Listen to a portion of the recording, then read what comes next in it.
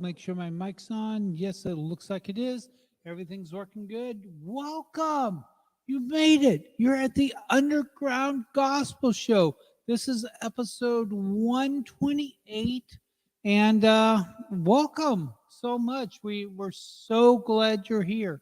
Um, this is going to be a fun one. We're talking about how to find the perfect person. Okay, you might say we're talking about sex because that's part of what we're talking about today. After you found the perfect person and you're in a relationship with them and you're married to them and you're consummating the marriage and you're trying to have kids. I met a pastor today. Well, he works at a church, and he said that he and his wife have been married about 5 years. She was pregnant once, and they lost the baby. Not like in a mall or anything. The baby miscarried, and so they were devastated. But they're trying again. Gone through. He said some letters: IFD, IND, ING, some IN something, and fetal. Not even going to go there. He said some letters that they were trying for. This is their second time of going to a clinic to try to have a baby, and I felt so bad because it's the practicing that's the best part for the guy. I mean, having the baby's great. That 1 hour of sleep a night. Men have night deafness, so women hear the baby cry. For some reason, I didn't hear my kids crying. So God bless my wife. She heard them crying, got up and took care of them because let's face it, they were hungry. She need to deal with it. That's nothing I can do with. So won't I don't even know how I got down that train. Don't even know. All I'm saying, welcome to the Underground Gospel Show. This is going to be this should be a fun one right here. Like I said, episode 128. Let me go with my housekeeping. First off, this is typically a safe place with no swearing or trolling or unwanted themes at all. If you like what you hear, remember to subscribe. We are every Friday and Saturday night on Twitch, Facebook Live, and YouTube Live. You don't have to set notifications if you don't want to. We're every Friday. And here's the deal. If you miss it, we're on YouTube. Now, Twitch, we're only live. I mean, we're only on there during 8 o'clock to about 8:30. That's it, Friday and Saturday night. On Facebook, we stay up for 2 weeks.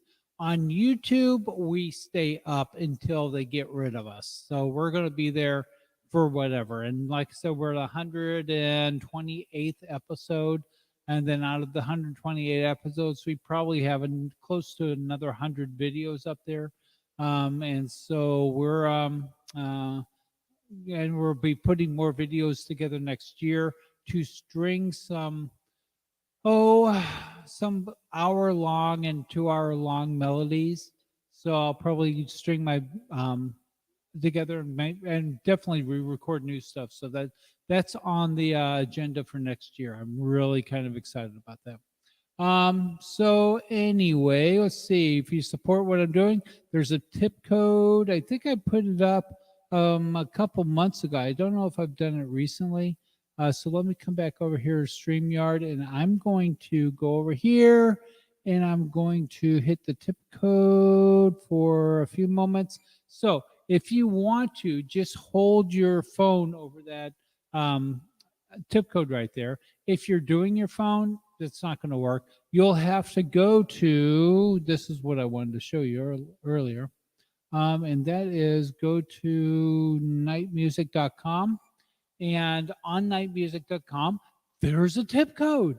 And also, there's direct links to my PayPal site. Or you can get there from my email site. If you go to PayPal, and it's guitarforjesus@musician.org. Best email address ever in the history of Guitar Players for Jesus. But anyway, so guitarforjesus@musician.org. That's the number 4, by the way. Let's see. And so you could send me some money You can send me some love. The email address, I just gave it to you. So send me an email. Tell me, leave me suggestions in the comment below of how much fun these shows are. I hope you're enjoying them. I'm having a great time doing them.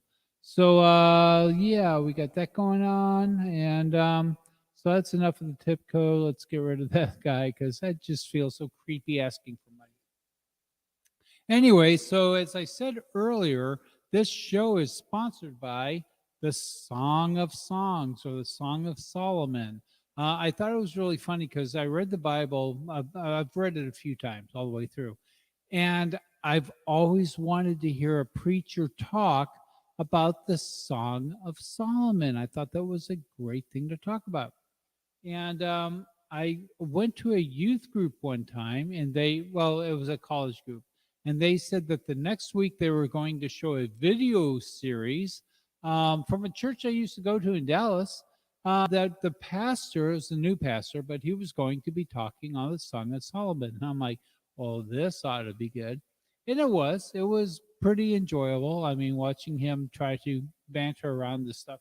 And I'm just going to read a bit. So this will give you an idea. It's let's start just right up the very top. I mean, kiss me tenderly. Your love is better than wine, and you smell so sweet. All the young women adore you. The very mention of your name is like spreading perfume. Hurry, my king. Let's hurry. Take me to your home. Now that's she talking to him. And here's something else she talks about. My king, while you were on my couch, your aroma was a magic charm. My darling, you are the perfume between my breasts. You are the flowers from the garden of Engedad. And he speaks, my darling, you are lovely, so very lovely. Your eyes are those of a dove. And it gets weirder than that. And it's in the Bible, guys. God talks about sex in the Bible. There's all kinds of references and innuendos. My son one time was in high school, and he was telling me a story about how they had asked him to bring in some erotic. They had asked the class to bring in some erotic material to read for the English class. Okay, school in California, please bring erotic material to a high school to read it to the English class. So my son, being a wonderfully enlightened individual, took in the Bible and read Song of Solomon. Halfway through, he stopped and he said, look, we didn't want it to be that descriptive. And he goes, what exactly are you reading? And so my son told him, well, I'm reading the Bible. And everybody was like the Bible? And he was like, yeah, the Bible. There's this one right here, Word of God. And the teacher's like, I had no idea. Needless to say, a whole bunch of other people started reading the Bible. It's the way to do it, I guess. Want people to read the Bible? Read a Song of Songs. So that seemed to work for him. But the title of this thing is How to Meet the Perfect Person. Reading the Song of Psalms is part of it. And when I was at that youth group, the pastor said, and I remember this, he said, look, what you want to do is you want to focus on Jesus and run to Jesus. Run to your calling. Run to your invocation. Run to the thing that you feel God has brought you to, that you're trying to achieve for the kingdom of God. And while you're running, look around. Because every once in a while, you're going to see somebody, and they're going to be running towards the same thing. And so what you do is you get together with him or her. If you're a him, it's a her. If you're a her, it's a him. And you run together. Now, with that last statement, do not think I'm homophobic, because I'm really not homophobic whatsoever. If you guys run towards Jesus, that's the kicker right there. And find somebody to run with, because it makes it a lot easier. They said if you want to go fast, go by yourself. If you want to go far, go together with the group. find some people to run with, and hopefully you find somebody that you want to make your mate, that you can do this thing called life together. And that's what I'm saying. You look around, like I found I believe my perfect partner. She's gorgeous beyond belief. She's sweet. She's fun. She's not perfect. Okay, she's perfect for me. I find her and I used to tell my kids this.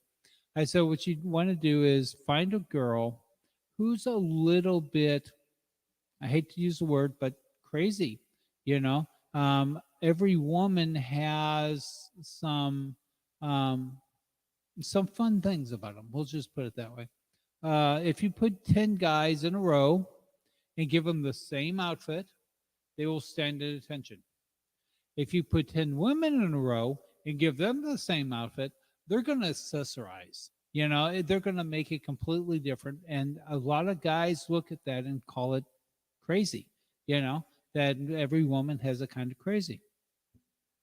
Well, when you find a woman who's kind of crazy, and I'm talking to guys, when you find a woman who's kind of crazy, um, but you find her crazy totally endearing. It's the sweetest, most absolutely beautiful stuff you've ever seen in your life. Yeah, run with her, because if her crazy is endearing to you, stick with her, because you guys will have the greatest life whatsoever, and you'll always be fascinated by this wonderful creation, who, believe it or not, was created by God just for you. Yeah, that happens. So that's one of the things about finding the right person. Also, I want to go into that. I don't believe that there's a right person. I believe that we get to make a choice, and I've said this before, being human beings, we make that decision of what we want to do with our life, what we want to bring to our life. I was not born being a guitar player. And some people go, well, you're still not one now. But I wasn't born being the guitar player. I decided, mental decision, to learn this instrument. It was hard, it was painful, and I buckled down and did it. And to where I can now play as well as I do. I don't think I'm as good as everybody says I am, and I've said that for decades, and I still believe it. I have a lot of things that I feel I could be better at, but I practice daily and I play daily to try to be better. So this is where I wanted to go with this, is that if you're looking for you hear people all the time say, I'm looking for the perfect person. I'm looking for Mr. Right. I'm looking for Mrs. Right. But you don't hear people say very often, I'm trying to be Mrs. Right. I'm trying to be Mr. Right. What I did was, I won't get much into it, but let me see, when was that? That was 23 years ago. Is that right? Yeah, it's 23 years ago. I came home from being out on the road, and my wife at the time sat me down in our office and said, yeah, I've decided to get divorced. I'm like, okay, well, I'm not going to divorce you. Well, she divorced me. And so I've told you the story before. So I ended up being divorced. Number of years later, after I read this book, it's the funniest book, it said what to do when you're divorced. Well, wait 3 years before you start dating again. Okay, so I waited 3 years. Did not date, did not try to go out, did not try to find a rebound. Now, my ex-wife, who said that she didn't want a man in her life, she was with another man. I believe it was like 3 weeks later. I don't know that there wasn't another man before the divorce. I'm not going to get into that. Bottom line is, there was nobody for me. I just decided to wait the 3 years and to heal. And so then it was like, well, time to start dating again. And I went out with probably 7 or 8 women in the course of 3 months. And it was hilarious because I would get show tickets, because I like going to shows. So I would get tickets to this show or that show, Christian artists, theater, movies, whatever. And I'd go over to their house and they're like, hi, we've changed your plans. So I decided to cook you spaghetti. And, and and I rented a Robin Williams movie. And I mean all of the 7 in a row, everyone, Robin Williams and spaghetti. And they'd say, "Is there anything you don't eat?" And I'm like, "Well, I don't eat anything beige, and I don't eat anything with meat in it." And they would look at me like, "I don't know what to cook you then." I'm like, "Great, let's go out." So, but it was pretty horrible. And these are great women. I'm sure. I hope that they found somebody wonderful. I know that not going out with me and me not being the perfect person, they seemed very hurt. That I didn't want to eat spaghetti and watch Robin Williams movies.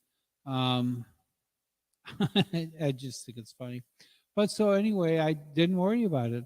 A couple years later, I'd been through some bands, ended up moving in Nashville, and that's when I decided that I was just going to try to be the best guy no woman could get. I know this is funny, but I was just going to try to be the perfect man. And so I did everything that I could to develop into the perfect man. Well, it was probably, see, 10 years, be 13. Um, it was probably about 12 or 13 years after I moved to Nashville that I met the person I'm with right now. Now, she said when she first saw me, she couldn't talk to me. She said I took her breath away. She was, and I got to tell you, the situation when we first met, I was astounded by a lot of things that were going on. And then, we met later. We became friends. We went to Nashville. We got on the TV show Nashville, and that's when and then we never really did anything as far as hooking up or what. Now I was taking her breath away the whole time, and I thought she was beautiful and funny and endearing and all the things that I told you when you find somebody crazy, but every one of their crazy things you love.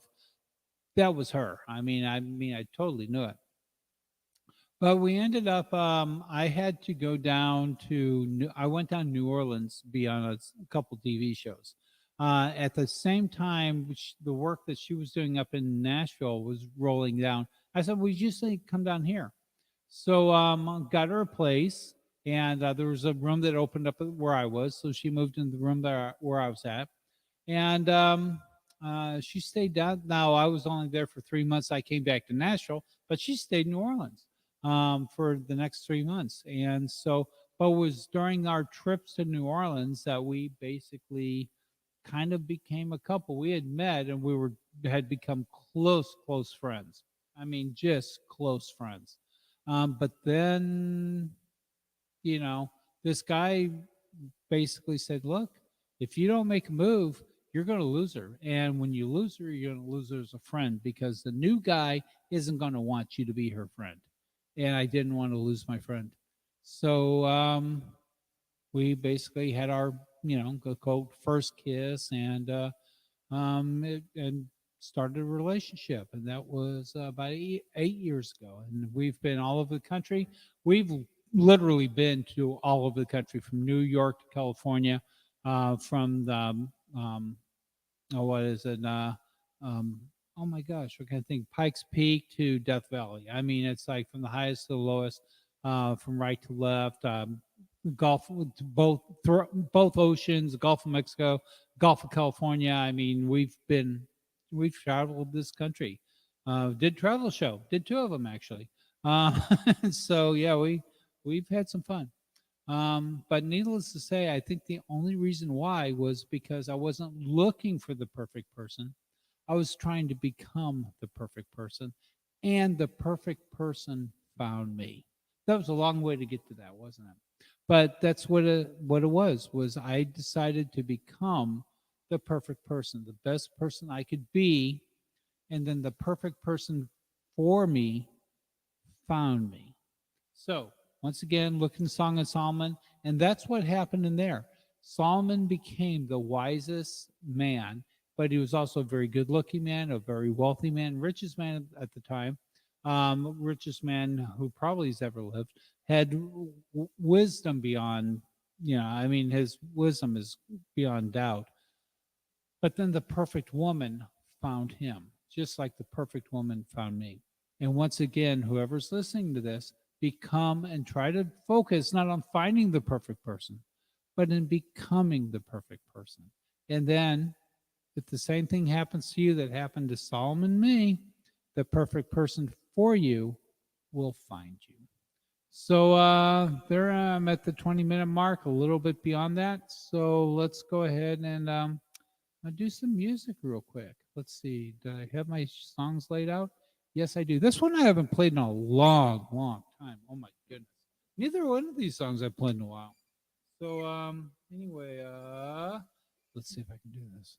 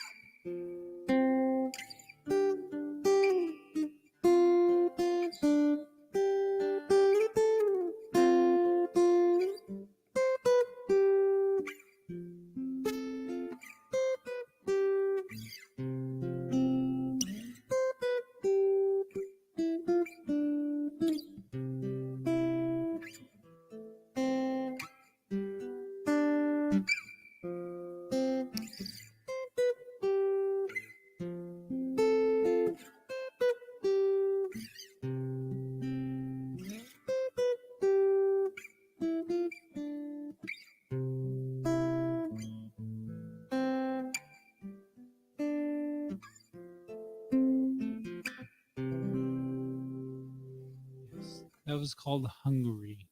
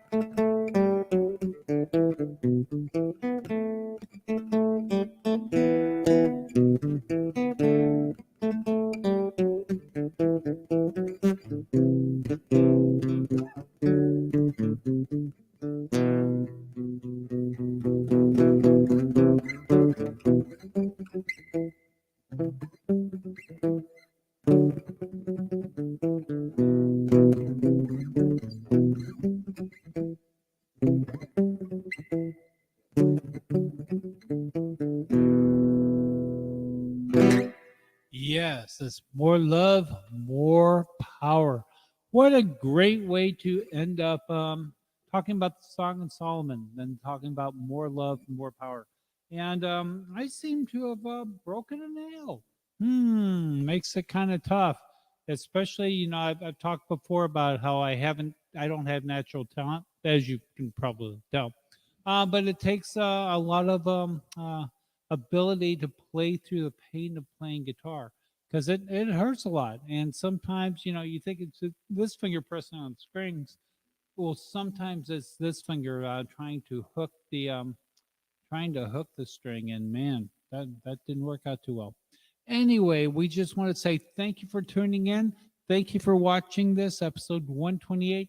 Thank you for being a member of PayPal. Thank you for being a member of the Patreon page. Thank you for taking part in everything that we're doing. We love you. You have blessed us immensely. If you have written down the nightmusic.com, it's going to end right about now. And we're going to run credits, and we will see you here next week. Facebook Live, Twitter, and that's not Twitter. No, Facebook Live, Twitch, and YouTube Live. So thank you for tuning in, and we'll see you soon.